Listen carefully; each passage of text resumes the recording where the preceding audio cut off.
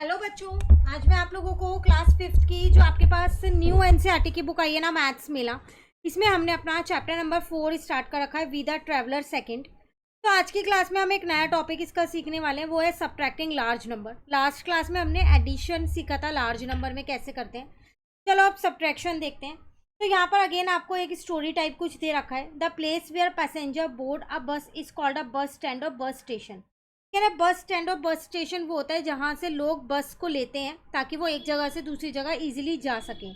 Similarly a railway station is a place where people board train. जहाँ से लोग train लेते हैं वो रेलवे स्टेशन है। The place where people board ship, जहाँ से वो शिप लेते हैं लोग बाग, वो पोर्ट कहलाता है।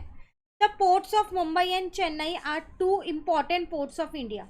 इंडिया के दो इम्पॉर्टेंट पोर्ट्स हैं, मुंबई और Chennai. Ships going from Mumbai to Chennai must pass by another important port. कह रहे हैं अब जो शिप्स हैं अगर वो मुंबई से चेन्नई जा रहे हैं ना, तो वो बीच में और भी कई सारे पोर्ट्स पे जाते हैं जो कि बहुत इंपॉर्टेंट है वो भी। ठीक है, जैसे Cochin port. Port this places on the map of India. आपको यहाँ पर ये इंडिया के मैप में ये प्लेसेस यहाँ पर दिख रहे हैं। तो कह रहे हैं the total distance of the sea route from Mumbai to Chennai is 2700 kilometre. अगर आप टोटल सी रूट देखो मुंबई से चेन्नई का, तो 2700 किलोमीटर है। A ship started from Mumbai first reaches the Cochin port travelling 1083 kilometre by sea. तो जब वो मुंबई से शुरू होता है ना जो शिप, तो वो पहले कोचिन पोर्ट पे पहुंचता है, तो वो टोटल डिस्टेंस है 1083 किलोमीटर, और उसके बाद वो चेन्नई पहुंचेगा बाद में। How much more distance that he have to travel to reach Mumbai port. तो बताओ अब मुंबई तक चेन्नई पोर्ट तक पहुंचने के लिए उसे कितना और डिस्टेंस कवर करना पड़ेगा। तो ध्यान से यहाँ पर समझो, मुंबई से चेन्नई तक का जो डिस्टेंस है वो है 2700 किलोमीटर। तो वो पहले मुंबई से कोचीन पे जाता है, ठीक है, तो वो इतना डिस्टेंस ऑलरेडी कवर कर चुका है इसमें। अब वो कोचीन से चेन्नई जाएगा तो कितना और डिस्टेंस करेगा।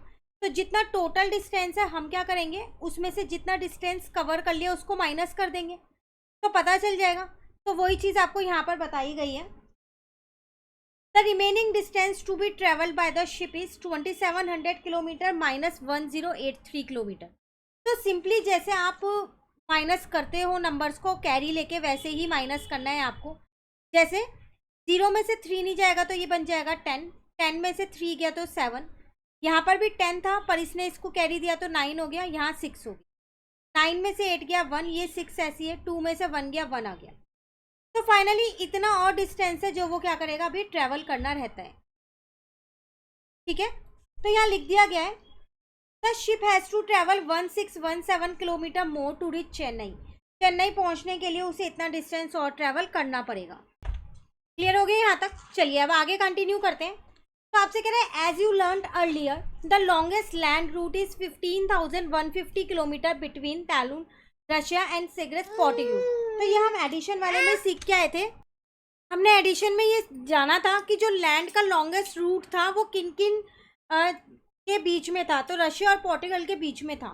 ठीक है, the longest highway in Africa is 10,228 kilometre long, connected the city of Cairo in Egypt and Cape Town in South Africa. How much long is the land route between Talon and Sagres compared to the highway between Cairo and Cape Town? अब कह रहे हैं यहाँ पर आपको दो चीज़ें दे रखी हैं, एक तो लॉन्गेस्ट लैंड रूट दे रखा है और दूसरा लॉन्गेस्ट हाईवे दे रखा है।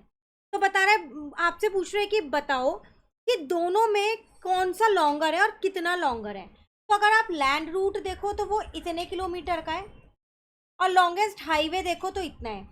देख के आपको पता चल रहा है कि जो लैंड रूट है वो उसका डिस्टेंस ज़्यादा है। अब कितना ज़्यादा है वो आपको बताना है, हाउ लॉन्ग। तो आप सब्ट्रैक्ट कर दोगे तो पता चल जाएगा।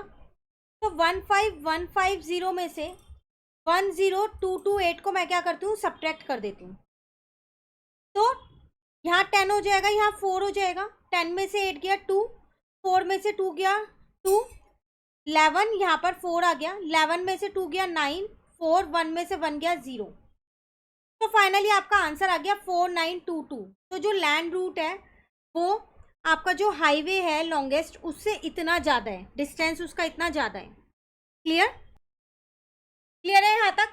चलिए अब आगे देखते हैं यहाँ पर क्या कह रहे हैं हमसे। The The land route connecting Dallon and Segri is 4922 kilometer और longer than the road connecting Cairo and Cape Town. वही चीज कह रहे हैं. Like addition, here too we can try not to write the position of the digit and align the number appropriately. कह रहे हमने addition में सीखा था कि ऊपर वंस टेंस 100 लिखने की जरूरत नहीं है अगर हम डिजिट की जो प्लेस वैल्यू उन्हें प्रॉपरली प्लेस करें तो सेम वही चीज़ सब्ट्रैक्शन में भी है. अगर आप उसे प्रॉपरली लिखें, प्रॉपरली नंबर्स को लगाएं तो आपको ऊपर वंस टेंस 100 लिखने की ज़रूरत नहीं है. एक सिंपल से उन्होंने यहाँ पर आपको एग्जाम्पल दिया है. ठीक है, अब आपसे यहाँ क्वेश्चन क्या पूछा जा रहा है, लेट अस सॉल्व में. Subtract the following, try not to write 10,000, 1,000, 100, tens and ones at the top, align the digit carefully. तो कह रहा है आपको ये ऊपर 1000, 10,000 लिखने की जरूरत नहीं है. डिजिट्स को आप सिर्फ केयरफुली लिख दीजिएगा और उसके बाद आपको क्या करना है, यहाँ पर सब्ट्रैक्ट करना है. तो एक एक करके यहाँ पर सब्ट्रैक्शन देखते हैं हम. तो सबसे पहले ए पार्ट है उसको यहाँ पर करते हैं. तो आपके पास है यहाँ पर 4, 5, 7, 8. फिर से आपको माइनस करना है 2, 2, 2, 2. याद रखना हमेशा बड़े में से छोटे नंबर को ही आप माइनस करो. 8 में से 2 जाएगा 6, 7 में से 2 जाएगा 5, 5 में से 2 जाएगा 3, 4 में से 2 जाएगा 2. तो यही आपका आंसर हो.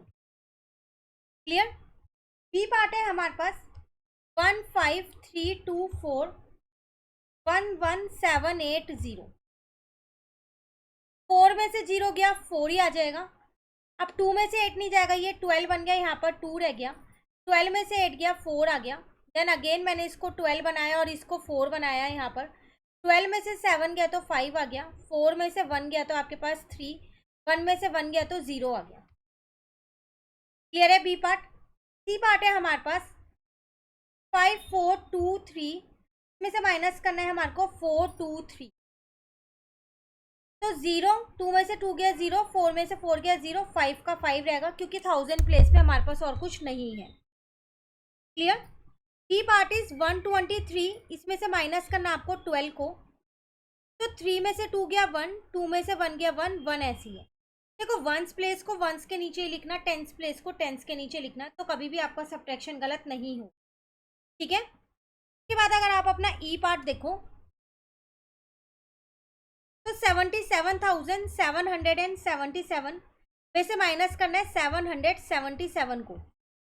तो यहाँ तो तीनों में 0 आ जाएगा क्योंकि 7 में से 7 जाएगा 0. यहाँ पर बचा 77. तो 77,000 आपका आंसर आ गया. And the last F part is 826 minus 752. तो 6 में से 2 गया 4 आ गया. यहाँ पर 12 हो गया, यहाँ पर 7 हो गया. 12 में से 5 गया 7, 7 में से 7 गया 0. तो आपका आंसर आ गया 74. तो ये था आपके पास क्वेश्चन नंबर 1 जो हमारा होता है यहाँ कंप्लीट. अब आते हैं हम अपने क्वेश्चन नंबर 2 पे. अब क्वेश्चन 2 में क्या कह रहा है, Mary's train journey to Delhi. एक ट्रेन जर्नी है दिल्ली तक की.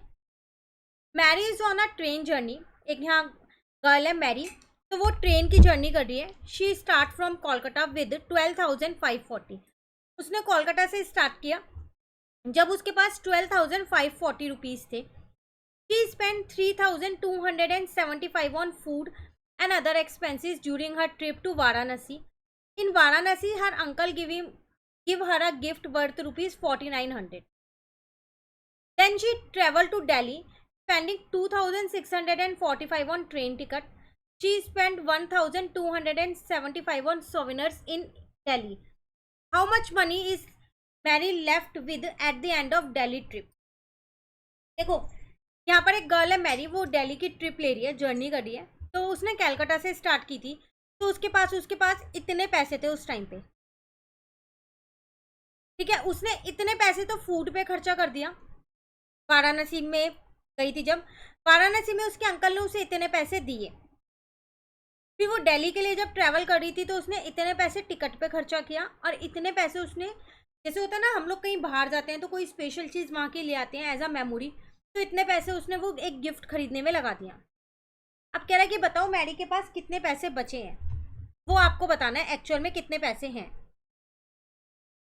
सबसे पहले हम देखते हैं उसने कितना खर्चा किया है टोटल.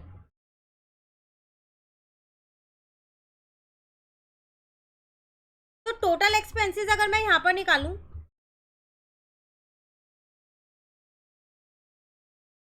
तो वो कैसे निकालेंगे, उसने फूड एंड अदर एक्सपेंसेस इस पे खर्चा किया था उसने 3275 का। उसके बाद उसने, ये वाराणसी गई थी तब खर्चा किया था इतना। उसके बाद वो जब दिल्ली के लिए आई तो उसने ट्रेन टिकट का खर्चा किया, तो ट्रेन टिकट का उसका खर्चा था हमारे पास 2645 का।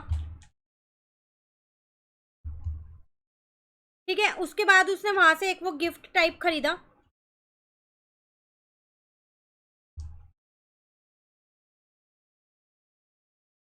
तो वो उसने लिया था यहाँ पर 1275 का। उसने कुल मिला के ये 3 खर्चे किए, तो मैं यहाँ पर तीनों खर्चों को जोड़ देती हूँ। एक खर्चा ये रहा, एक ये रहा और एक ये रहा। ठीक है, तो जब आप ऐड करोगे तो 15 यहाँ पर आ जाएगा, 1 आपने कैरी कर लिया। 7 + 7 14 + 1 15 + 4 19 हो गया, 1 यहाँ कैरी हो गया। 6 + 2 8 + 2 10 + 1 11 हो गया और 1 यहाँ कैरी हो गया। 3 + 2 5 + 1 6 + 1 7 हो गया। टोटल एक्सपेंस आ गए उसके पास, इतना उसने खर्चा किया। जब वो ट्रिप के लिए चली थी तो उसके पास कितने पैसे थे, तो मनी शी हैव, तो उसके पास थे टोटल 12,540 रुपीज। और उसके अंकल ने भी उसे दिए थे ना, uncle gives her as gift, तो उन्होंने 4900 रुपीज उन्होंने दिए थे। तो टोटल उसके पास फिलहाल कितने पैसे हैं अभी, 4 यहाँ आ जाएगा, 0 9 में अगर आप क्या कहते हैं 5 को प्लस करोगे तो 14 आ जाएगा। 4 + 2 6 + 1 7, तो उसमें 17,440 रुपीज है। क्लियर है, तो इसका मतलब उसके पास टोटल इतने पैसे थे और इतना उसने खर्चा किया। क्वेश्चन में आपसे पूछ रहा था how much money is left, आपको मनी बतानी है एट द एंड कितनी बची, तो अब आप बता सकते हो यहाँ पर, तो money left at the end, तो जो आपके पास टोटल पैसे हैं 17,440 जो कि मैरी के पास है, उसमें से वो ये खर्चा माइनस कर देगी 7195 का, तो पता चल जाएगा उसके पास कितने पैसे बचे। तो यहाँ पर 10 आ गया, 10 में से 5 गया 5, यहाँ पर कट होके 3 आ गया, 3 का 13 बन जाएगा, ये भी 3 हो गया, यहाँ 13 हो गया। 13 में से 9 जाएंगे तो 4 बचेगा, 3 में से 1 जाएगा तो 2, 7 में से 7 गया 0 और 1 ऐसी है। टोटल उसके पास 10,245 रुपीज़ जो है एट द एंड बचेंगे। इसमें वो पैसे इंक्लूड है जो उसके अंकल ने उसे एज अ गिफ्ट दिए थे। ठीक है, अब नेक्स्ट क्वेश्चन नंबर 3 में वो आपसे यहाँ क्या कह रहे हैं, members of a school council have raised ₹70,500. They plan to set up a maths library with some games and models worth ₹39,785. Buy library books worth ₹9,545 and purchase sports equipment worth ₹19,548. तो वो आपसे यहाँ पर क्या कह रहा है कि स्कूल के कुछ मेंबर्स हैं, उन्होंने क्या किया 70,500 टोटल अमाउंट कलेक्ट की हुई है, उनके पास है। इस अमाउंट से वो क्या करने वाले हैं, एक तो मैथ्स लैब बनाने वाले हैं, ठीक है, जिसमें कुछ मॉडल्स और गेम्स रखेंगे जिसकी कॉस्ट पड़ेगी इतनी, और उसके साथ साथ लाइब्रेरी की बुक्स लेके आने वाले हैं जिसकी कॉस्ट है इतनी, और स्पोर्ट्स इक्विपमेंट लाने वाले हैं जिसकी कॉस्ट है इतनी।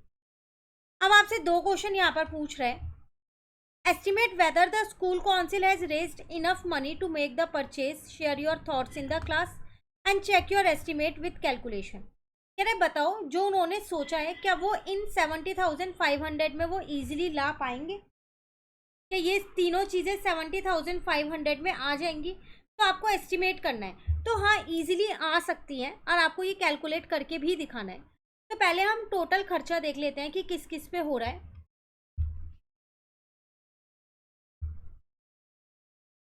तो मेरे पास टोटल एक्सपेंस जो है वो कैसे निकलेगा यहाँ पर, सबसे पहला एक्सपेंस मैंने किया किस पे, मैथ्स लैब पे, जिसमें सम गेम्स एंड मॉडल होंगे।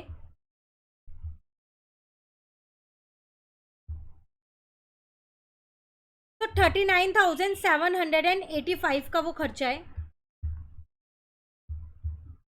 उसके बाद मैंने यहाँ लाइब्रेरी बुक्स खरीदी हैं 9545 की।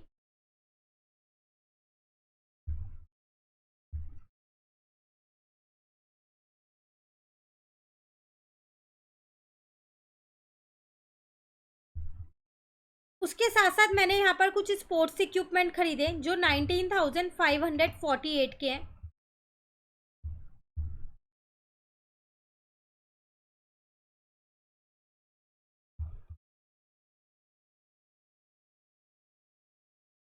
तो टोटल खर्चा मेरे पास कितना हो रहा है वो मैंने यहाँ पर ऐड कर दिया।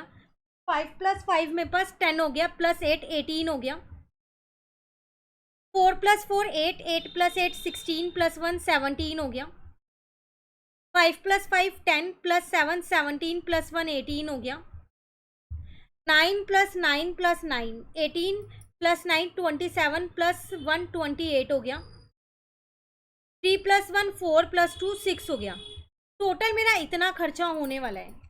और उन्होंने कितनी मनी है उनके पास 70,500 है, तो पूरा हो जाएगा इजीली।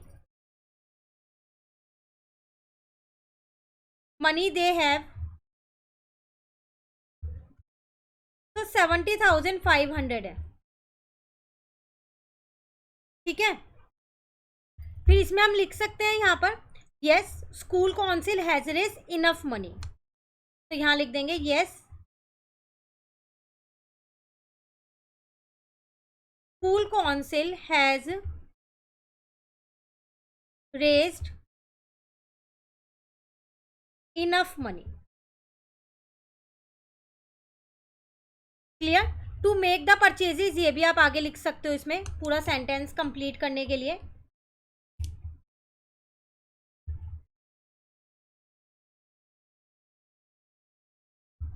क्लियर है, ये था क्वेश्चन नंबर 3 आपके पास।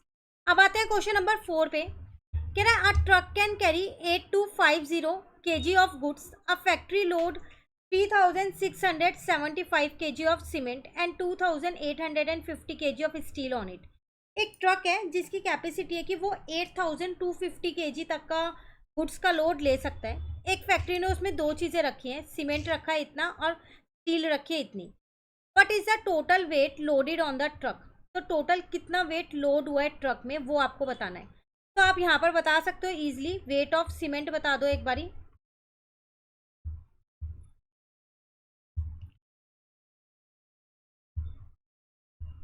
तो वेट ऑफ सीमेंट है आपके पास 8250 kg। उसके बाद आपने दूसरी चीज ली है यहाँ पर steel,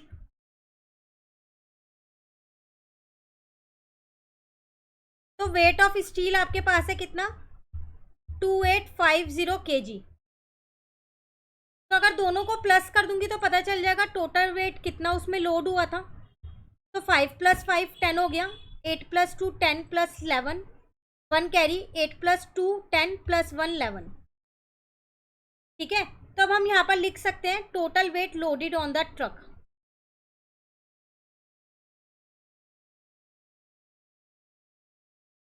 total weight loaded on the truck, ये तो इसका फर्स्ट पार्ट था। क्लियर, तो फर्स्ट पार्ट में यही पूछ रहा था हाउ मच। अच्छा सॉरी, हमने यहाँ पर जो ट्रक का वेट था वो ले लिया 8250, हमें लेना था 3675। तो यहाँ पर थोड़ी सी गलती हो गई है, आप इसको सही करना। तो हमें यहाँ लिखना है 3675, क्योंकि सीमेंट का वेट तो ये था ना 3675। ठीक है, इसको भी अभी रेज कर देते हैं क्योंकि अब हमारा वेट जो है वो टोटल चेंज हो जाएगा। 5 का 5, 7 + 5 12, 1 कैरी हो गया। 6 + 8 14, +1 15, 5 यहाँ 1 कैरी हो गया। 3 + 2 5, +1 6। टोटल वेट जो ट्रक ने लोड कर रखा है वो है 6525, पर उसकी कैपेसिटी है 8250, तो मतलब अभी उसमें हम और लोड कर सकते हैं। तो how much more weight can the truck carry before reaching it maximum capacity, अभी और कितना वेट वो ले सकता है। तो हम यहाँ लिख देते हैं सीधा सीधा इसका नेक्स्ट पार्ट का answer, more weight truck can carry, कितना कैरी कर सकता है। देखो उसकी कैपेसिटी थी 8250 की, उसने ऑलरेडी 6525 कैरी कर लिया है, तो बाकी का जो बचेगा उतना ही तो और कैरी कर पाएगा, तो बस इसे माइनस कर दो। 10 में से 5 गया 5 आ जाएगा, यहाँ पर 4 बचा, 4 में से 2 गया 2, यहाँ 12 आ गया, यहाँ 7, 12 में से 5 गया 7, 7 में से 6 गया 1, तो वो टोटल इतना वेट और कैरी अभी कर सकता है। क्लियर? तो आज हमारे ये वाले लेटर्स सॉल्व कंप्लीट हो गए। अब जो नेक्स्ट टॉपिक है उसे नेक्स्ट क्लास में स्टार्ट करेंगे। कहीं पर भी दिक्कत लगे आप कमेंट करके पूछ सकते हैं। Thank you.